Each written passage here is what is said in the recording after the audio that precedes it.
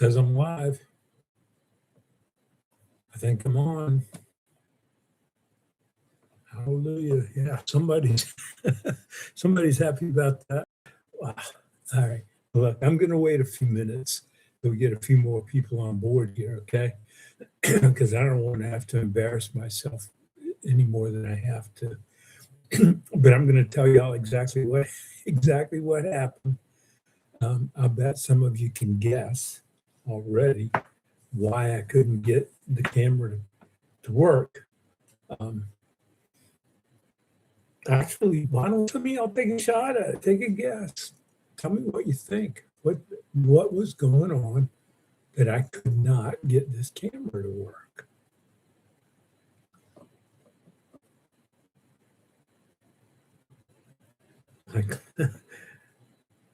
Like last time. Yay. Robert Donahue. Hi, everyone. Hey, Robert. Hey, Bob. Haven't seen you in a while. Keep missing the streams. Hey, Ashling. How you doing? Very good to see that you're on board again tonight. I've missed talking to you. Okay. So welcome on board. Maybe the HDLM cord was loose. No? No, I wish it was something like that. All right, I'm just gonna, I'm just gonna say it. I don't know if y'all can tell any difference tonight on the camera, the screen. I don't know if the image is, I think it's bigger, and hopefully it's a little clearer than the computer that I was using before. So a couple of weeks ago, I went out and bought a new computer because I was having trouble with the old one. And I've been messing with it. You know, you have to mess with a new computer all the time, trying to get all of the connections done and all their passwords reinserted and all the mess you have to do. Well, this particular computer that I bought, I'm not plugging it, okay? I'm not getting paid to say this. It's a Lenovo Yoga, and I think I like it. I don't know for sure, but it's got one little different feature, something that I've never seen in a computer before, in that the camera actually has this on-off switch that's right up at the very, very top. Where's my finger? Yeah. Right up at the very top of the case. So most computers, they have the camera thing is a little button, a little button, a key that you can push down here up above the numbers where they have all the F numbers and all that. Well, this doesn't have that. This has an on-off switch, and the switch is so tiny. I ran my hand over it a couple of times and didn't even know it was there. Finally, I started thinking, I've done everything in the world there is to do to get this thing going. So maybe what I ought to do is just one more time look for a switch. Because I kept Gemini and Google and everything, and they all kept saying, look for a switch. So finally I found it. I found the switch, clicked it, turned it over, and here we are. So all that time last week, I was just making myself crazy, trying to figure out how to go live on this thing. And I could tell you guys were still here. You were all talking back and forth between yourselves. And I would come in for a little while, and then I'd go out, I'd come in and I'd go out. It was a mess. That must have been driving y'all crazy too.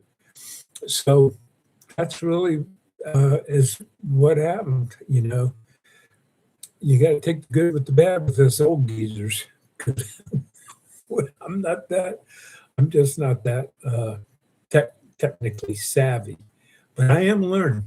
All right. So let's see what we got here. Yeah, it blocks the cam. Yeah.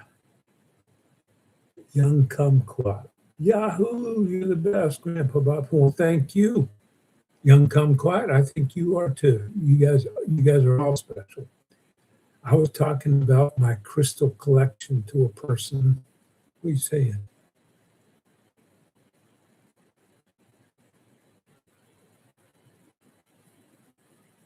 Okay, I'm not quite sure what you were getting at. I was talking, oh, you were talking last time. I got you. You guys want to do a poll? I could set up a poll. Um, if you have any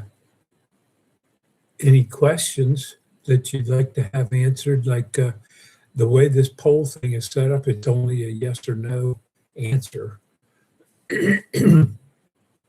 So it would have to be something like, do you like this or do you like that, or something like that. Something where you don't have to type anything in, just say yes or no. Like I could say, do you like fast, aggressive ASMRs? That might be a good one, huh? I'm going to run that up there and see.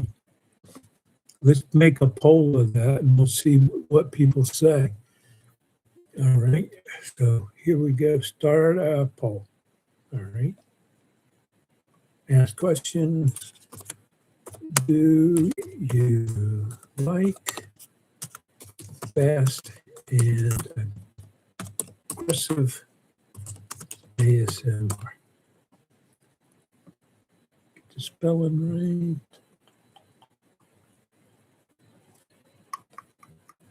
Some of the sounds that I do that all the time anyhow. It's not just for ASMR. I'm always doing something.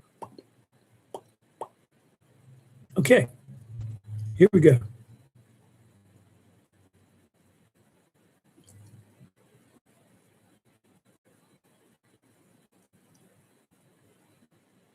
Okay.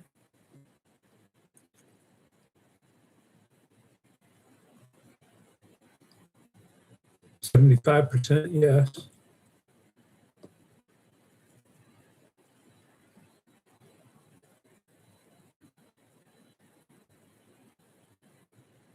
Let's see here. This is what I'm still trying to work out with this computer, the screen, because all I can see when I look over here on the right, where I see the chat messages, at the very bottom, I can see the yes, and it shows me a percentage of people who voted yes, but I can't see the no. It's cut off.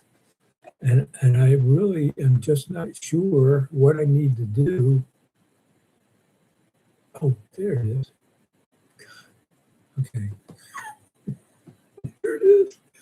So 56, right now, 56% of you say yes, and 44% of you say no. So what do we got here? Dad's Raving Rump Roast. Hey, welcome, Mr. Tingley. Welcome. Glad to have you on board. Yeah, good. Cool. Maybe ask what you should do, like recommend some stuff, and we say yes or no. Okay. All right, I can do that. Let's see what we got here. I'm struggling with something today. After 6 months of abstinence, my partner, after promising to me that he would be done for good, purchased cigarettes and smoked a few.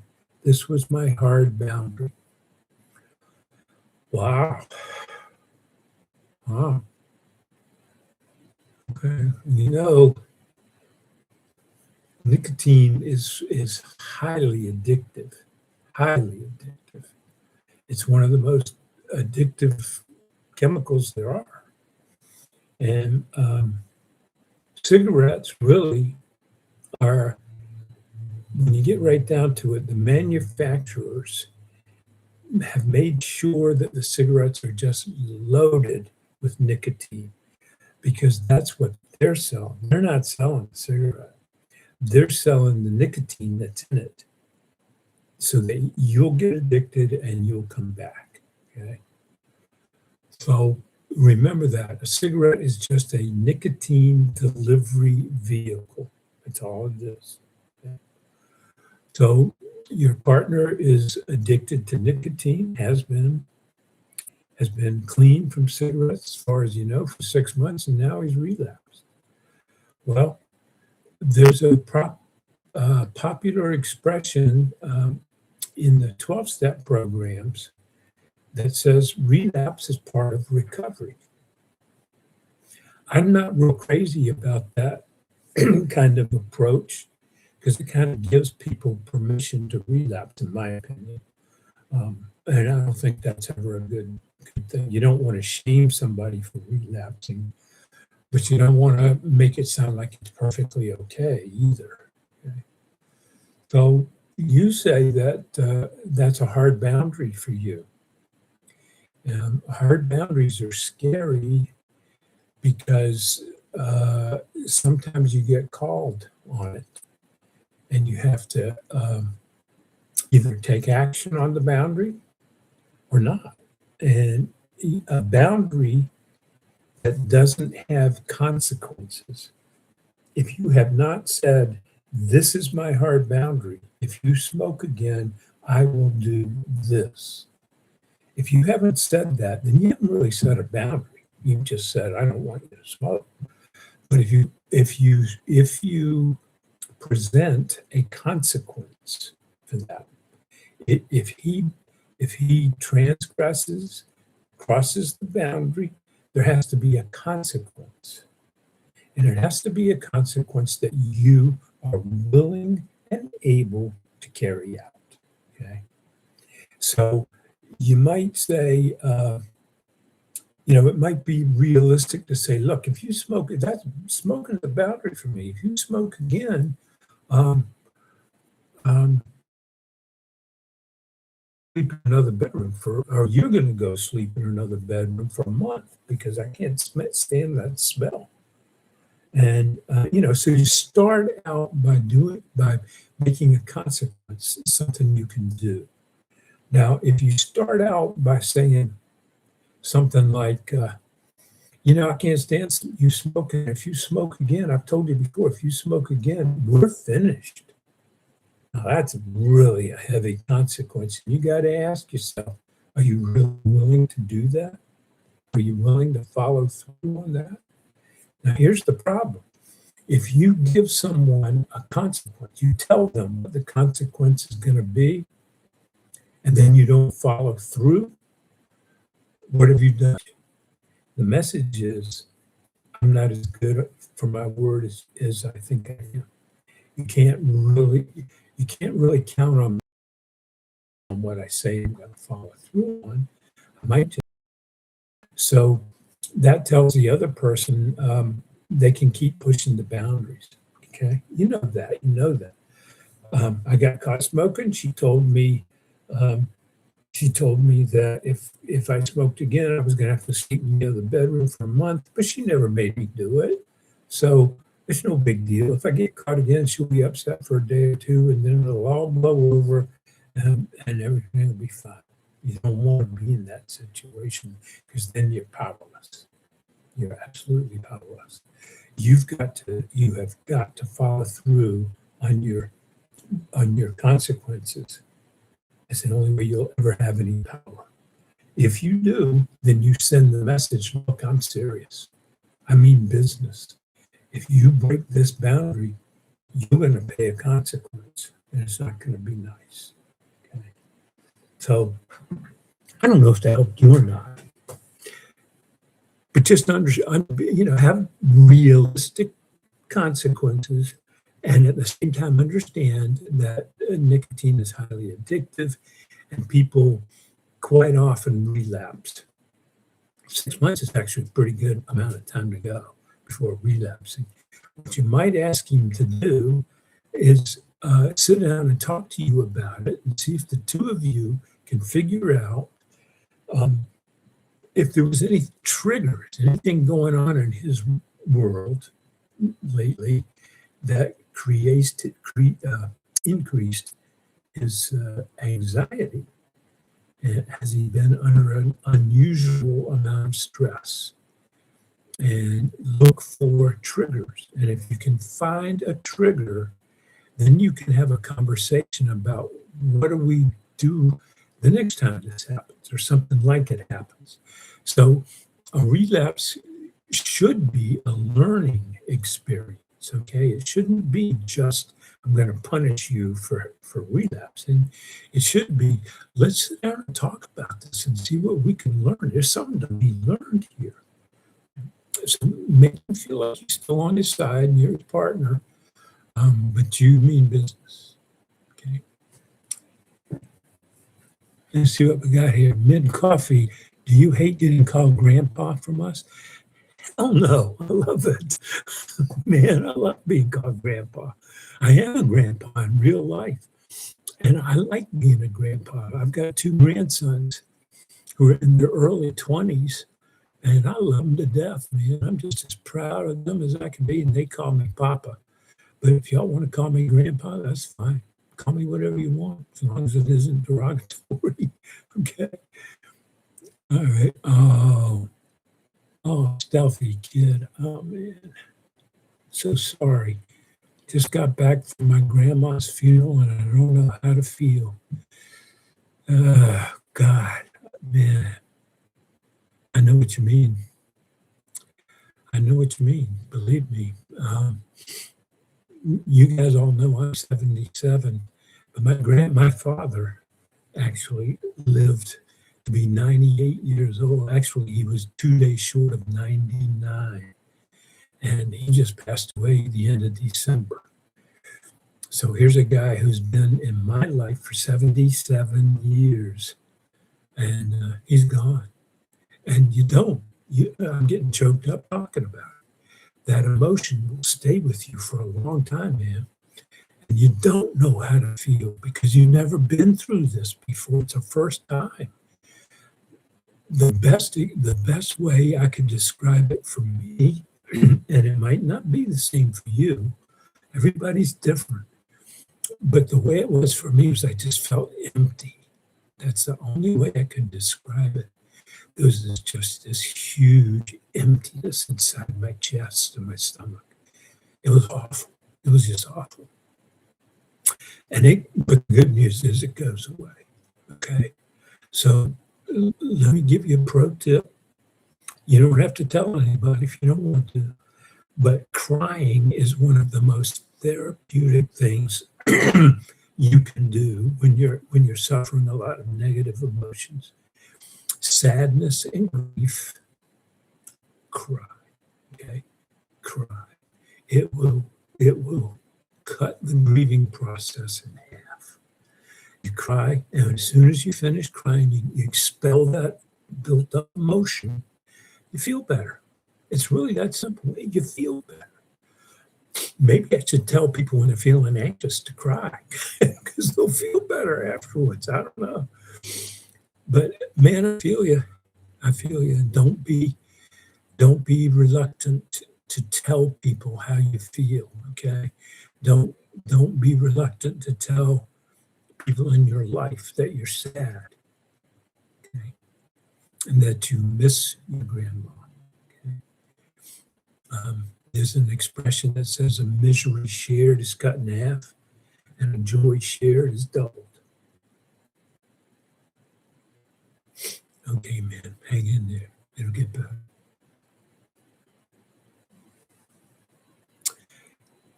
Seema Benef. I mean, I don't know. Is that Florida? It's supposed to be Florida. This is very helpful. I'm trying to be empathic, but also not show that my boundaries are loose. You gave me some helpful tips for conversation. Thank you so much. Well, you certainly will. Okay. All right. Okay. Stealthy kid. Thank you, Grandpa. Appreciate the advice. You're certainly welcome. New poll. Yeah, let's start a new poll. And somebody gave me an idea for a video. I'm going to have to go back and check some of my messages. But it seemed like a really good idea It'd be fun to run it past you guys to see what you think. Um, let me ask you this. I'll end that poll.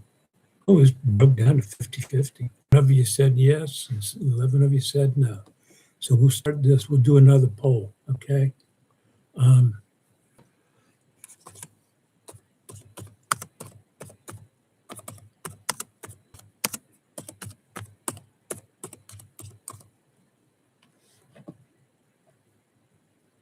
Okay, soft spoken or whispered, or maybe you don't care. Maybe you don't have any preference.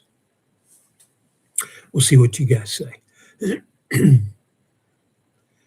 cool to hear you talk like this. I didn't know you streamed.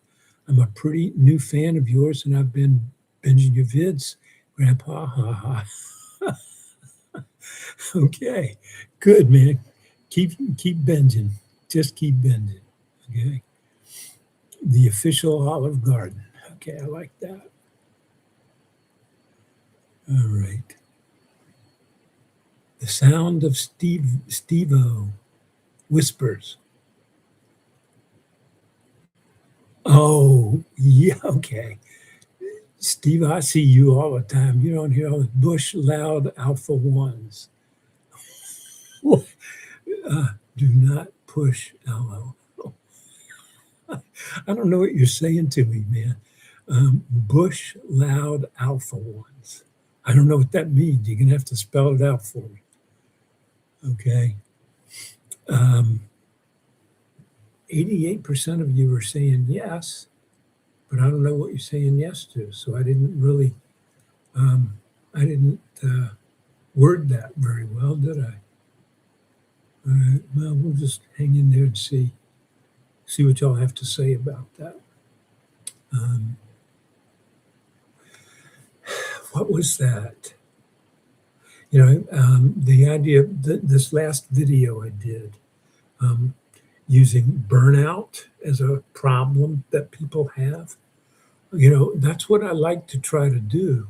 I try to incorporate two things. What I want to do is try to get a little advice, or what they call psychoeducation, little advice, little education about how our brains work, the inner, you know, what's up, okay? What makes us click. I like to get that piece in there because people need that. But I also want it to be relaxing, okay? And it can be a fine line. I've found that sometimes if I talk too much and there aren't enough triggers, people leave, man. They're not going to stick around. So you can see your viewership. It just starts out here and just drops right off. If you don't get them interested right off the bat, they're gone. They're gone. They bounce. That's what they say. Okay. So trying to hit that happy medium is part of the challenge. So, I know what it was. When I first started, I'm going to start a new poll, okay? New poll. Yes, because I didn't word this one right anyhow. So we'll do this.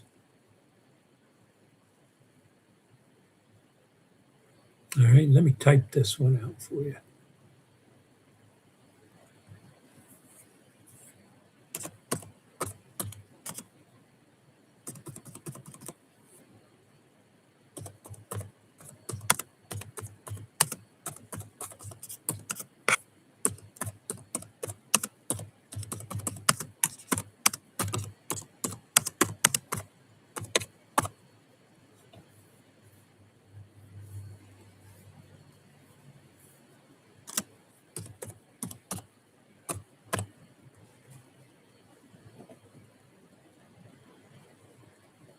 Okay, you want me to read a book?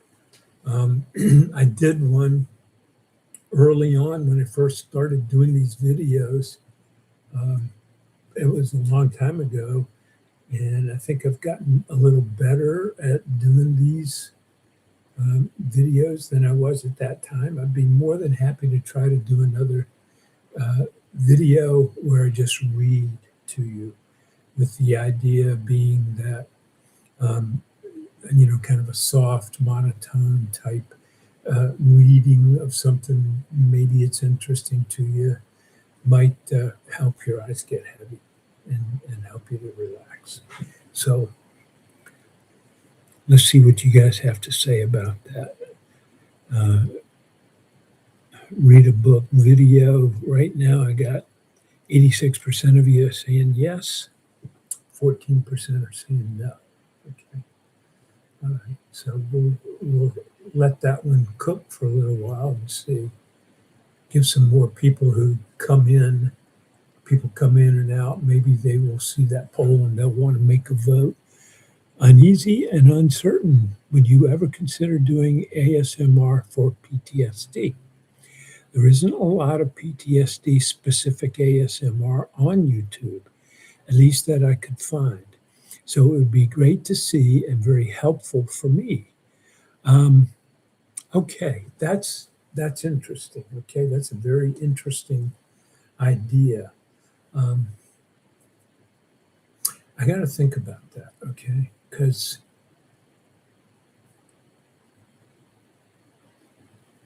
PTSD has some symptoms that are common to a lot of other things, like anxiety. Anxiety is, everybody's got anxiety, okay, and that's part of PTSD. So, what would you want to be accomplishing in an ASMR video aimed at PTSD? Would you be trying to soothe their anxiety, or would you be trying to change their thinking? See, part of the problem with PTSD is that people, when they become traumatized, the trauma stays kind of locked in their head. Okay, it's there. So something may have happened to you 10 years ago that was very traumatic, and I'm just making something up. Let's just say you were somewhere and there was a shooting. You heard gunshots, real loud gunshots. You saw somebody get shot. Okay, so that traumatized you. And from that day forward, if you hear anything that sounds like a gunshot, car backfires, something loud falls outside and makes a bang noise, you jump. That's called a startle reflex. You have a heightened startle reflex. Somebody drops a book on the floor and you jump. That's a real clear symptom of PTSD. Okay? People who have PTSD don't are always hyper vigilant. They're always looking around, making sure they're safe, looking behind them. They don't like people behind them. And so you'll see a lot of people who have PTSD, when they go into a public place. Then a lot of them don't like public places because they're too chaotic. And chaos really upsets people with PTSD. Loud noises and lots of energy, and oh, that's not good. So if you go to a restaurant and you have PTSD, you're going to be the one who's asking for the table in the corner. And you're going to want to sit in the corner facing the door so you can see all the action in the restaurant. You can see who's coming, you can see who's going, and what's going on. You don't want to sit with your back to the door. That's scary because then you're at the mercy of whoever comes walking in, right? So how do you take all that? I mean, I can talk about what I'm talking about right now, um, and make that part of an ASMR, but the actual um, ASMR triggers would kind of have to be about the same as everything else we do for triggers. Um, when I have a client who has PTSD, I always talk to them about deep breathing. And here's why you guys who follow me and listen to my videos, You've heard me say over and over again that it is absolutely critical to make your brain stay in the present moment, to just stay fixed right here. Don't let your mind go in the back into the past. A person with PTSD has a tendency to relive unpleasant experiences. They don't want to, but they have these intrusive thoughts that make them go back in time to these upsetting events. And in their brain, it's like it's happening again right now, all over. Of course, that's not true. It's not happening, but their brain is kind of telling them it is, which is just not true. So, part of what we talk about um, uh, when people are having a hard time is helping them distinguish between the past and the present. Okay? So you might be feeling like something bad's going to happen. You get this uneasiness and you kind of feel like something bad's about to happen. But feelings are not facts. Just because you feel something doesn't mean necessarily that it's real.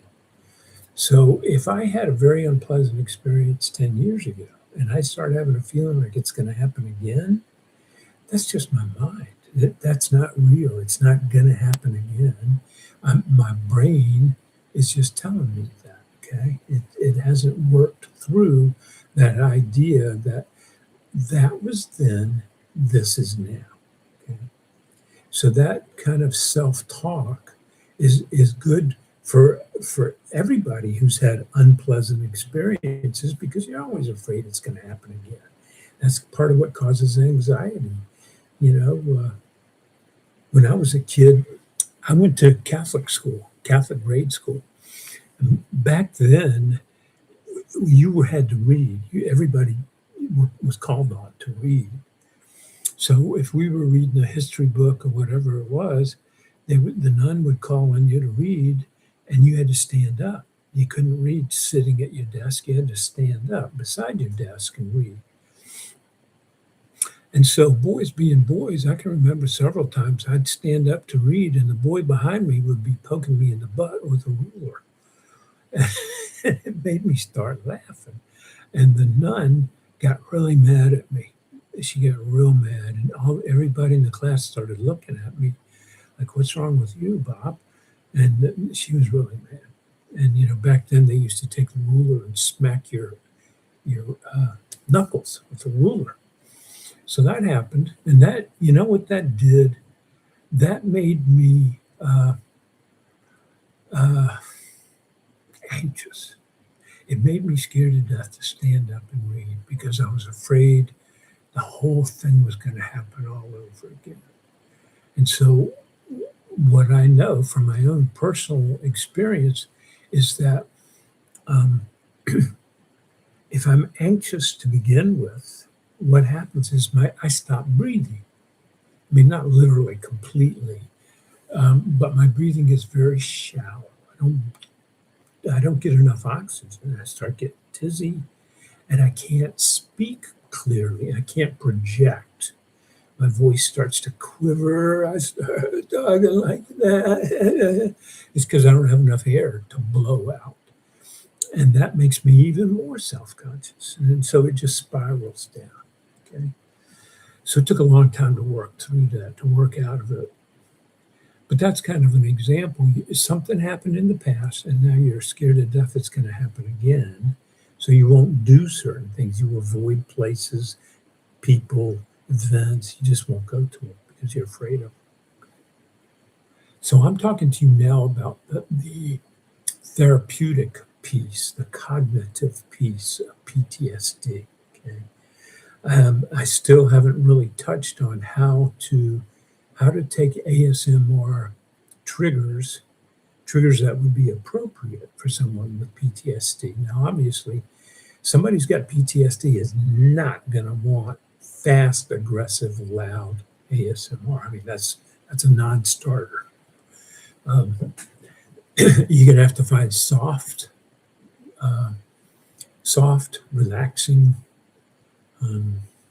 soothing types of things where you can just sink into it and relax. Okay, and that's kind of what I try to do in most of my ASMRs.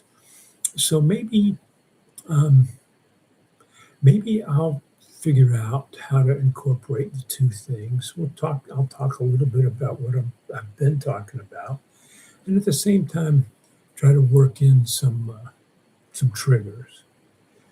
Um,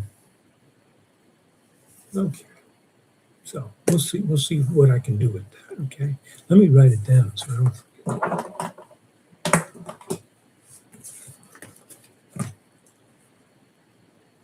Okay, PTSD ASMR. Very good. Let's see here.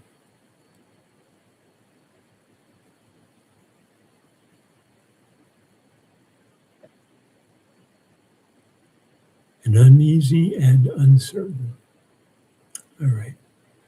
So you would maybe be up for a PTSD. Next poll may be a question like, should I crinkle some paper? Yeah.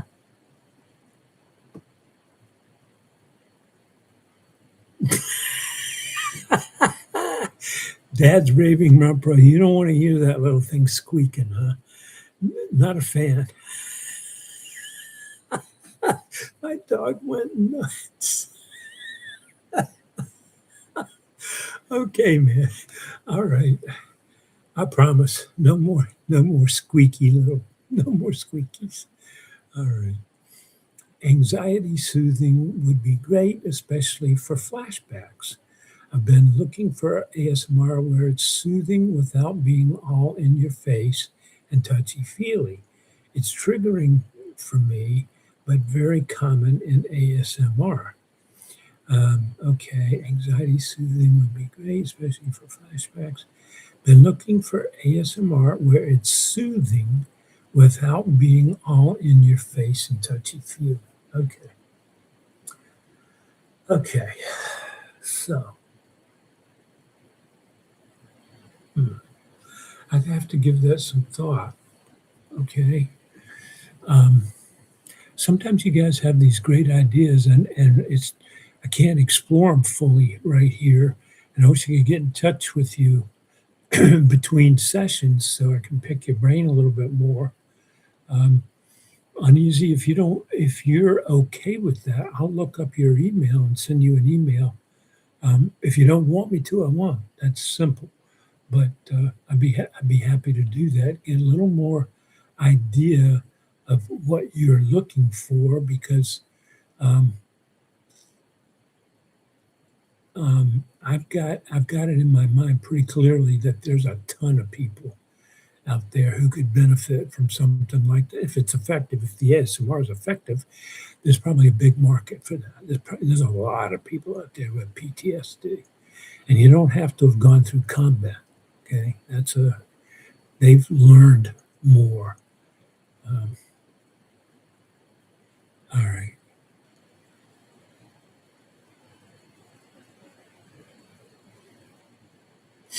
Well, good. I'm glad just this conversation is helpful to you. Okay, you'd have to give me some idea of uh, what kind of soothing triggers. I mean, we use triggers in different ways, as I'm sure you know. Trigger to you is not a good thing. A trigger in ASMR is. So maybe we got to make sure we're always on the same page when we're talking about that. Um, so, what are some techniques that I could use that you think would be soothing for you?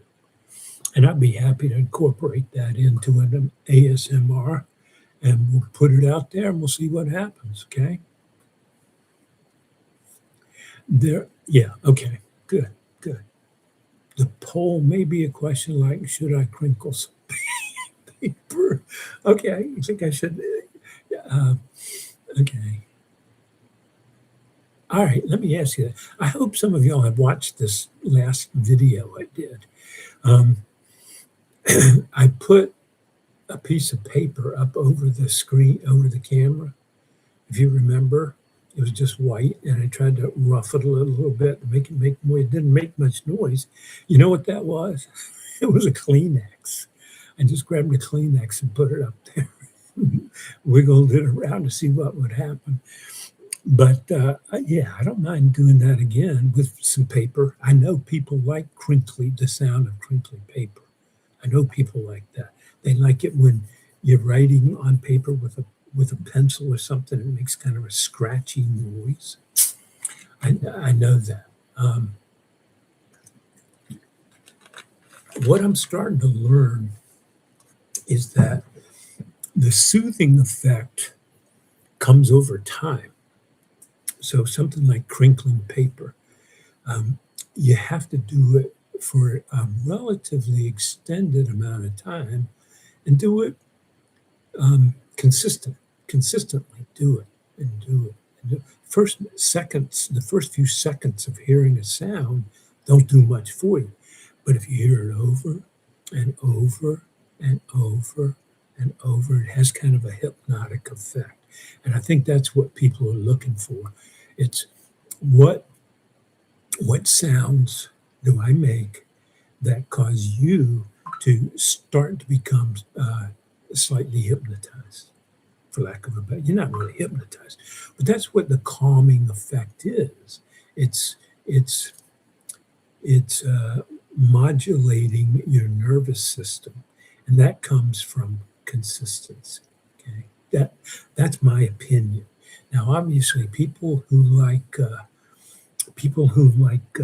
fast aggressive, that's not necessarily getting it for them. Okay, they want fast and aggressive because I don't know why, because it's not my jam.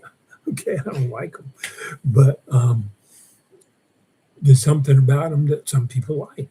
Okay, so that's fine. If that's your thing, you do it, man. So yeah, you know what? When I was talking, it popped into my mind what I was thinking about before the video that I couldn't remember. Somebody said, do a video of follow my instructions. And I've seen a couple of those. They were real fast, though, but it was follow my directions. Like, look at my finger, look at my finger, look at my finger, follow my finger, follow my finger. Do, that kind of thing.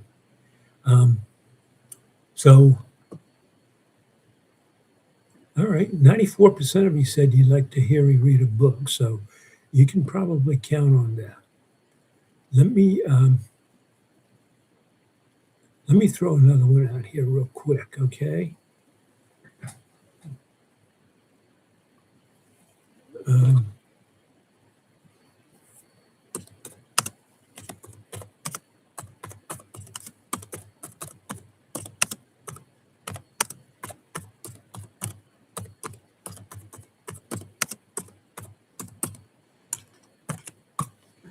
Do you like follow my instructions, Vince?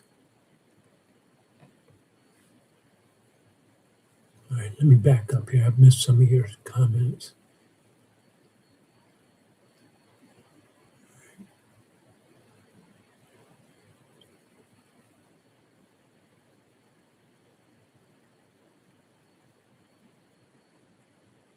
Peppa?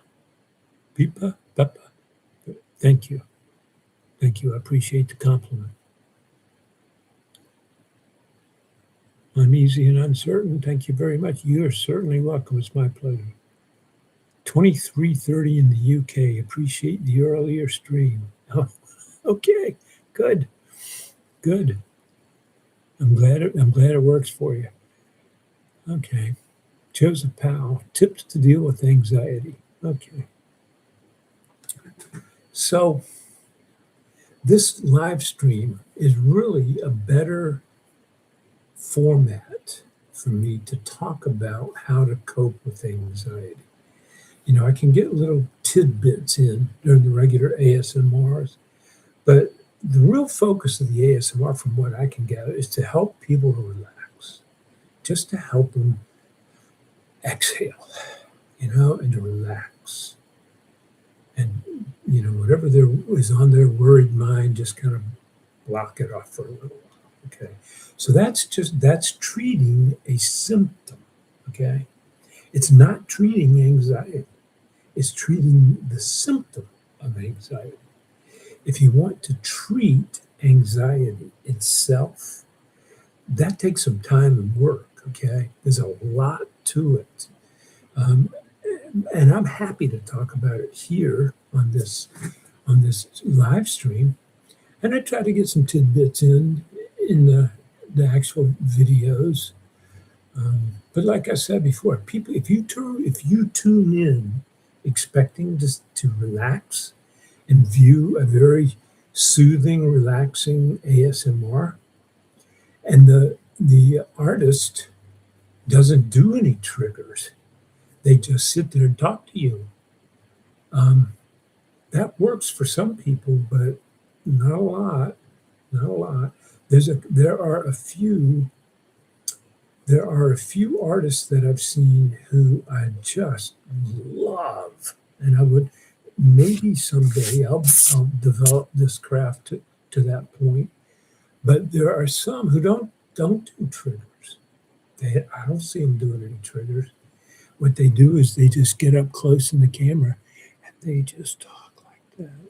And they're just the sweetest, cutest little things you've ever seen in your life. And they just make you feel so loved, warm. And they're just marvelous. They're just wonderful. And one I mention all the time is Sherry Lorraine. I think she's the bomb. Man. She is so good. I can't believe how good she is. I'd love to be that good someday. And her videos are not scripted. Mine aren't either. I do it as I go along. I think most people do. Um, she's good. She's real good. But again, not a whole lot. I mean, she does some. Don't get me wrong. It's not like she doesn't do any. But she's not relying on that. Okay, she's relying. It's what in therapy what they call use of self. Okay, you're just being you. And if is good enough, then people will buy it. And if you isn't good enough, they don't. It's that simple. So, all right, let's see here. Tips to deal with anxiety. Joseph Powell.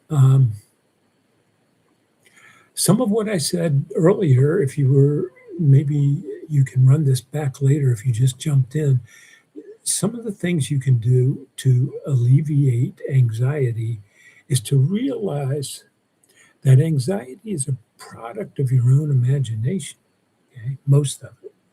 Most of it is just you thinking and overthinking and thinking the worst. And that generally occurs when people think about the future. They think about the test coming up tomorrow, the date they're going to go on, what's the boss going to say when he comes in tomorrow. Just it's all future oriented, okay? And because we can't know the future, it scares us. We can't control it because we don't even know what it's going to be. But our imaginations always tell us it's going to be the worst. And in fact, it's almost never the worst. So you have to start learning how to challenge your own thoughts.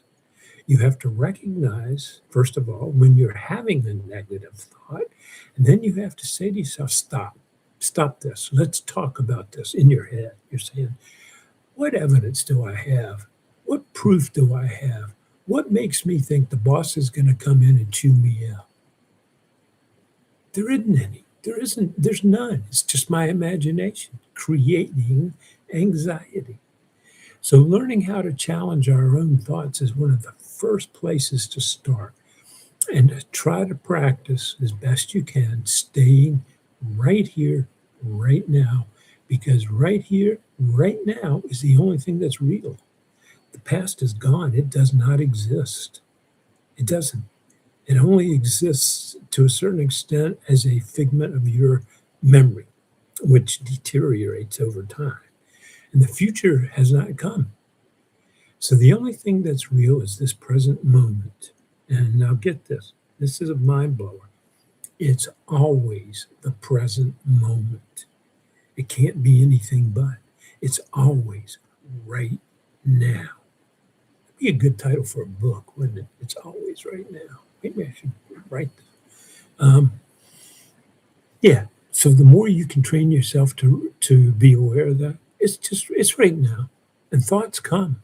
You can't stop a thought from coming into your head. It just pops in there. You had no control over it. It just popped into your head. But the thing is, it doesn't stay. And my question is, where does it go? Where did it come from? And where did it go? It's not here anymore. It was here for a couple of seconds and now it's gone. Where?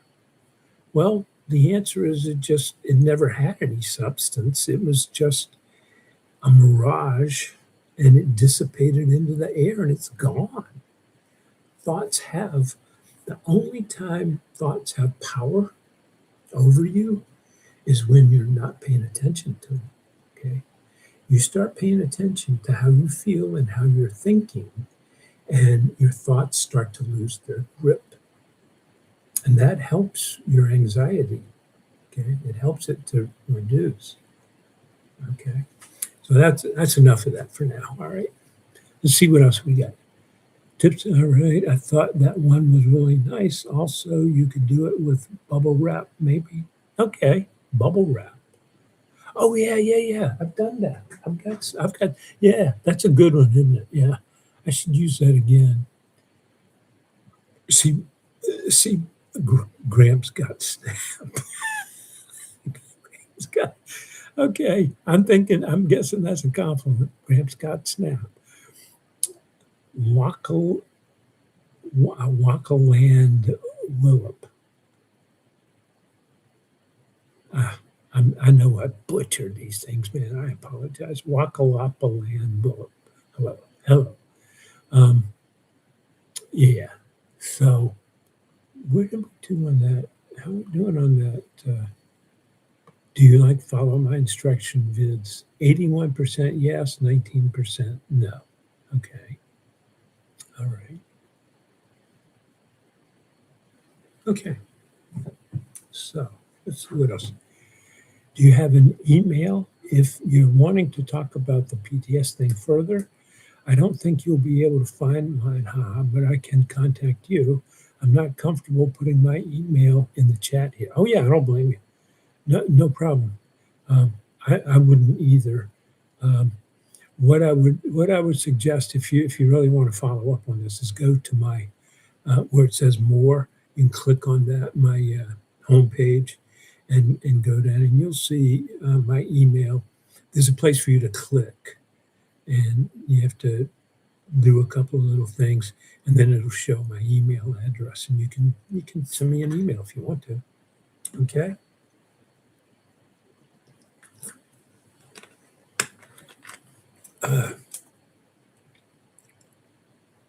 Okay. So somebody says the thing with fast and aggressive is the act of focusing without letting your attention drift. Okay. So, okay, I get that. That sounds like something that might be particularly effective for people who have ADHD and need a lot of stimulus to keep focused. I could certainly see that. Um, yeah. And when you think about it, think about this. That fast, and this is just dawning on me as I'm saying it. That fast and aggressive form does to you exactly what I was just talking about. If you're paying attention, you have to be right here, right now, don't you? You can, if you're watching fast and aggressive ASMR, you can't be thinking about what are you going to do at work tomorrow, or you can't be thinking about what you did yesterday. You got to be paying attention to what's happening right here, right now. And that is exceedingly relaxing because nothing bad's happening. Nothing's happening. And if you really want to take a deep dive, what we're talking about is consciousness, okay? Human consciousness. It only exists right here, right now. And so if fast and aggressive makes you stay focused, that's what it's doing. It's making you stay right here. And guess what? That's what a lot of leisure activities are centered around, this notion of um, let's forget work, let's forget about the fight we had with our spouse, let's forget about the kids, let's forget all that. Let's get out there and hit a little round ball and try to knock it into a hole in the ground somewhere.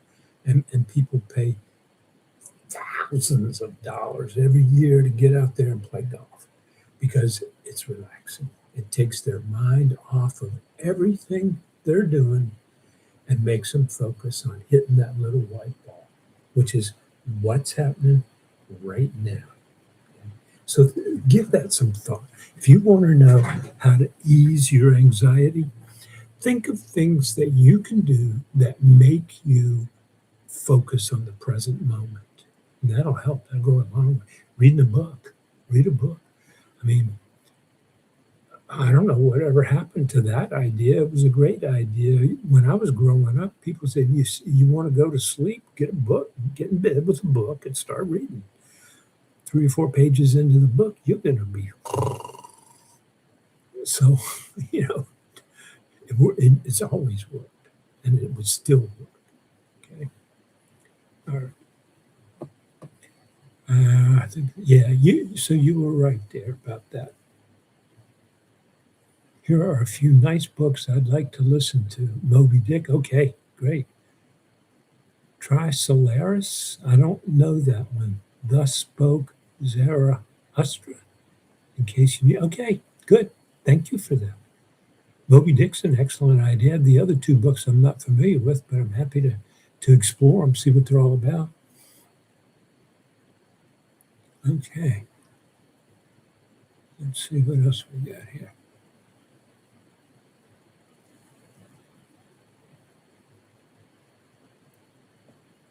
Opinions on the positives and negatives of ADHD. Well,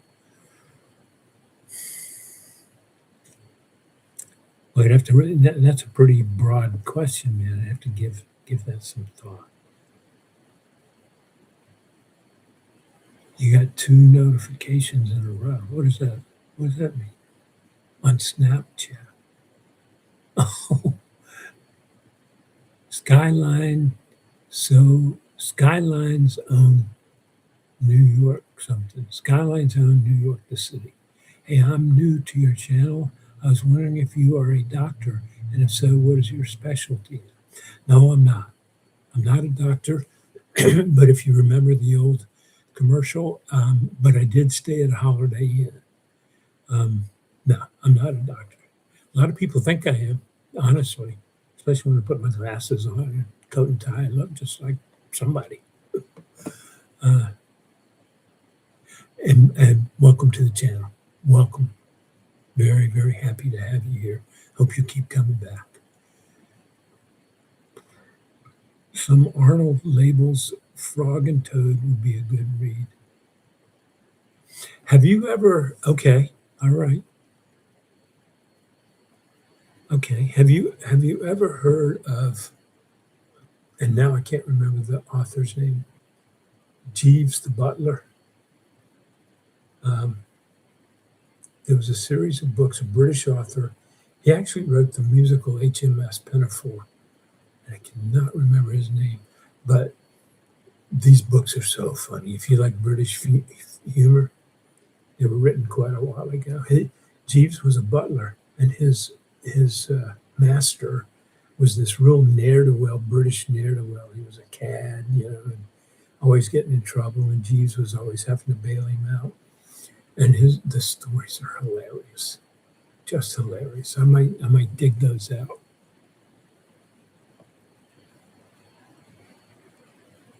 Oh, maybe play some background music in your lives. Hey, that's a good idea. That's a great idea. Background music. Okay.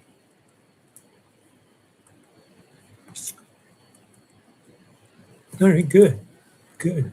One thing I noticed, That woman I mentioned before, Sherry Lorraine, she does, I mean, she does 3 and 4 hour long lives.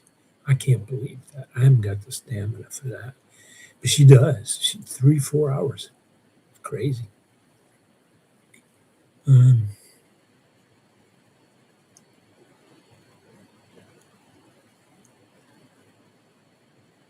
Cardiophobia. What is that? Fear of your heart? General Tomatoes. Cardiophobia. Fear of having a heart attack? Hmm.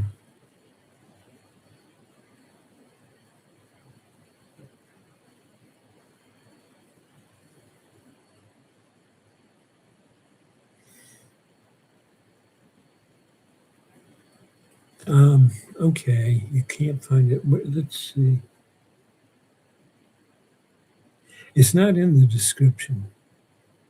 If you look at a video at the bottom, you'll see "Feel Better Now," and you can click on that, and it'll open a page, and you scroll down just a little ways, and you'll see email, and it's covered. You can't actually see it. I don't know how to. If you just keep hunting around there, you'll find it eventually. You just click on that, and it'll ask you if you're a human and all that kind of stuff, and then it'll show you my email address.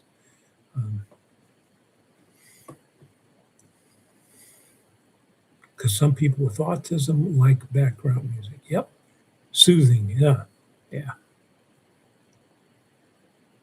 I use paroxetine, but didn't work with cardiophobia every time I listen to my heart. Okay, yeah. So that's it. Yep. You're afraid of having a heart attack or afraid of your heart stopping? You don't like the sound of your heart because you're afraid it'll stop? Hmm. I've never had a client who had cardiophobia.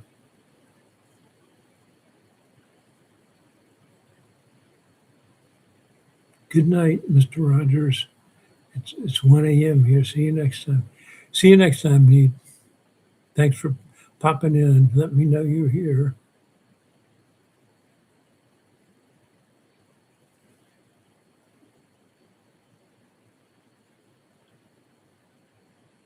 Hmm. Okay. Okay. So, in order to do that video with the door open while it's raining, that's going to have to be a spur of the moment thing, obviously, because I don't like to use AI and all that to make up these fake backgrounds and all that. Um, so I have to wait for it to rain. Um, but I'll keep that in mind. I certainly will. I agree. It could make for a very, very relaxing video. Sound of rain to me is like a huge sleeping pill. Man, I love to open my window, especially in the summer when it's storming out and the storm's kind of in the distance, it's not cracking right over your head. It's down the road a few miles, but you can hear that distant thunder and see the lightning and the rain's coming down. Oh my God, that put me to sleep in a heartbeat. Okay, I would love to have a video again. Okay, JB, I'm going to let you down, my friend. Um, I don't, I don't, I really don't like to share my opinion on drugs. Marijuana is a drug, and I know all the arguments for it, and I know all the arguments against it. And I guess the best I can say is it's an individual choice, and just leave it at that. Just leave it at that. All right. I love hearing your natural background noises, though, the random low hum vibration noises from outside. The light static and low ringing makes them all feel like a meditation video. Yeah, right. Same for me. It's so nice to fall asleep to rain. Yep. Boy, you know. Well, thanks, JB.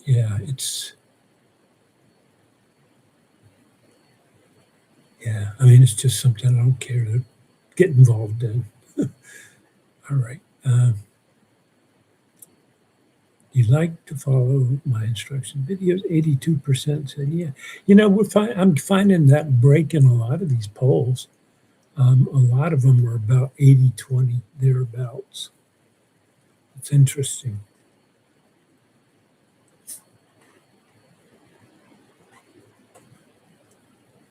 Yeah.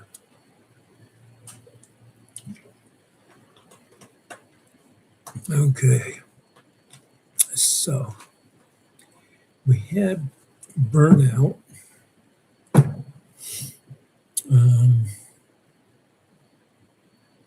Follow my directions. Rain.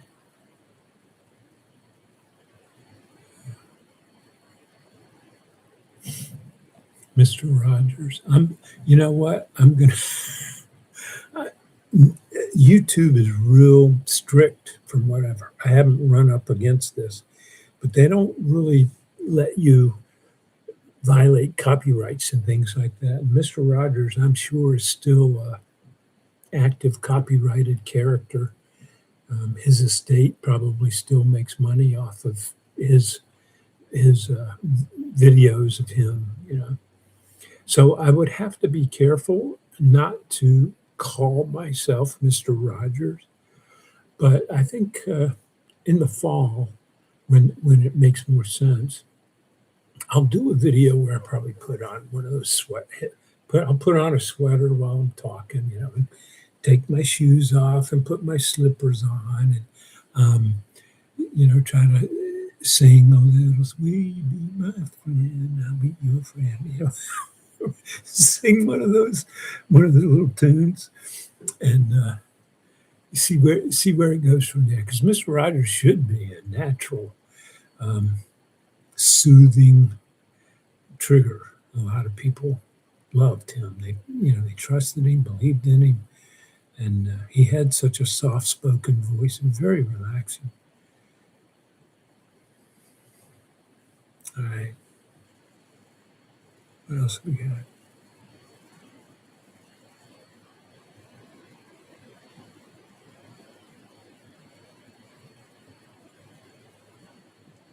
You know,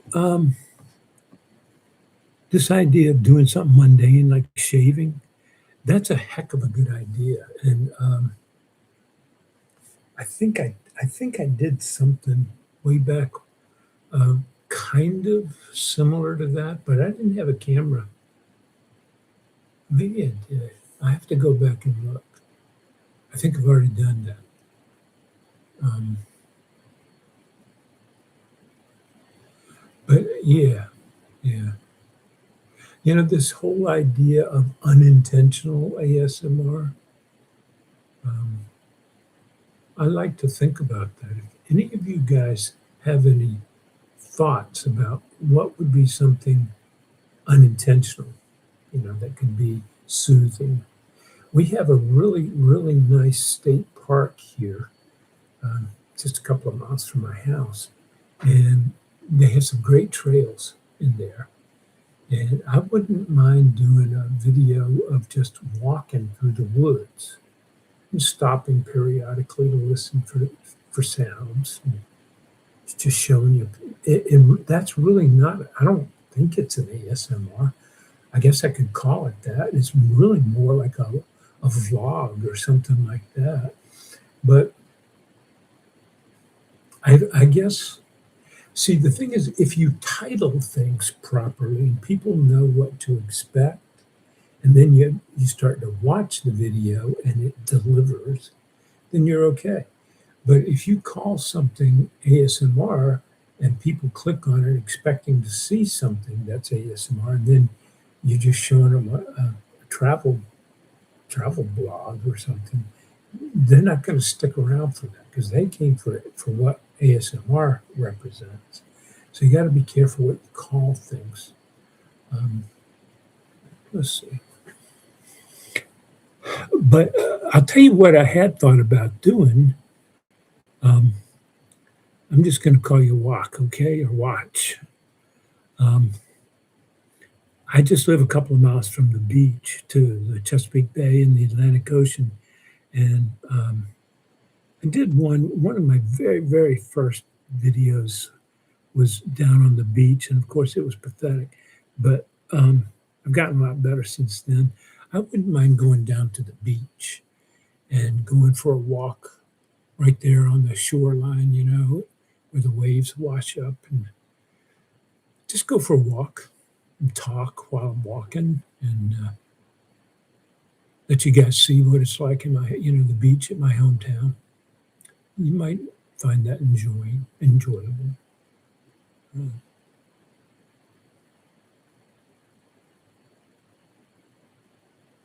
Mm. Okay. So you guys like that, huh? Cooking or taking care of a plant or something? Okay. All right. Good. That's good to know. So you don't have to always be doing something spectacular, do you? Sometimes just the normal stuff um, can be relaxing, I guess. Huh? You get engrossed into watching it, and next thing you know, you're not thinking about whatever's been bugging you. You're kind of involved in this. Actually, I'm going to say this, and then I'm going to have to go. But that's kind of how I found out about ASMR. I like to cook, and for a while there, I was trying to make some real fancy kind of French pastries and real different, colorful, pretty desserts. And I found this channel. It was, I'm pretty sure, Japanese, but it could have been Korean. This channel where this woman made these just incredibly beautiful desserts, just pieces of art. And she never said a word in the video. Actually, you never saw her face. It was shot from about her chest down, um, and she never said anything. All you saw was her hands mixing things in bowls and setting spoons down and doing this and doing that. And it was all slow and precise, very purposeful, everything she did, nothing clumsy, didn't drop stuff, it was just, didn't make a mess. Everything was just so scripted and carefully done. And then she came out with these incredible pastries. And I watched her make a few of those, and I didn't realize what was happening. But as it turns out, what was happening was she was doing ASMR, and I didn't know it. And I was getting hypnotized watching this. I couldn't wait to get home and watch another one of her videos because it was so relaxing. And I was watching this, I was just spellbound with watching her precision. She was so precise in everything she did. Finally, I started noticing at the bottom, as you know, there's some hashtags, and I kept seeing that ASMR hashtag, and I didn't know what it was. After a while, I finally said, I got to find out what this ASMR means. So I Googled it, and that's how I discovered ASMR. So, yeah, you never know. You just don't know what's going to work. I mean, who knows? So, plenty to chew on there. Normal stuff like cooking or taking care of a plant. Yeah, really.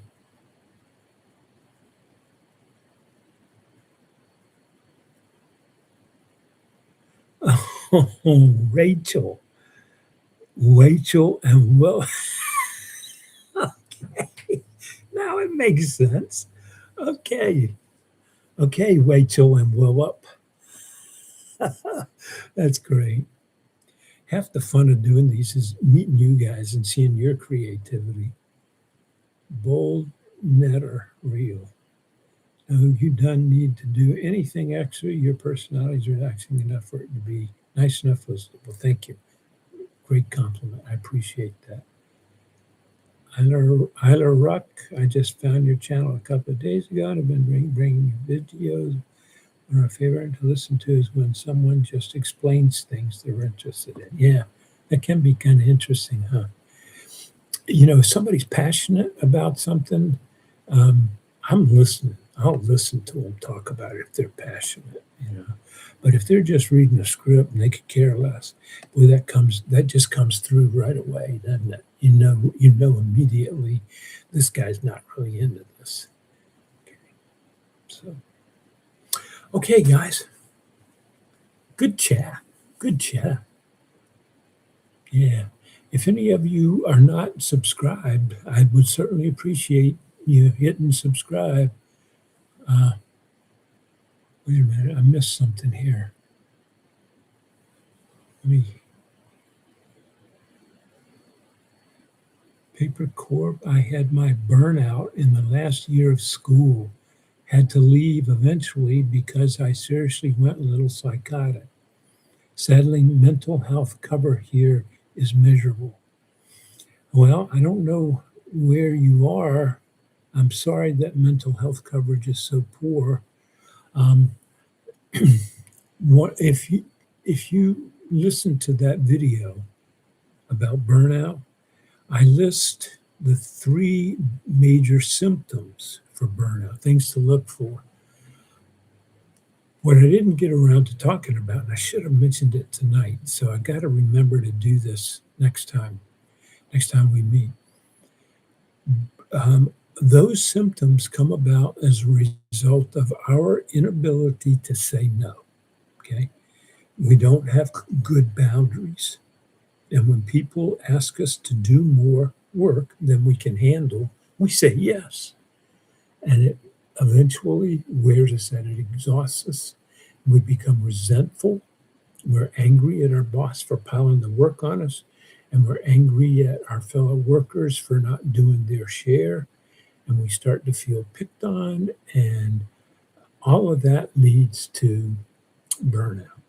Okay, so we have to learn how to set boundaries for ourselves and protect them. And we don't do that because we don't want to make people angry. We want people to like us. And the best way to do that is to always say yes, even if it's at our expense. So that's the struggle, learning how to say no um, when you want to say no instead of saying yes, or vice versa. We'll talk more about that because that's a big topic and it's something a lot of people have trouble with. Okay. All right. Good night, everybody. Good night. Enjoyed it. Enjoyed it very much. I'm going to click the end stream now. Okay. Bye bye, guys.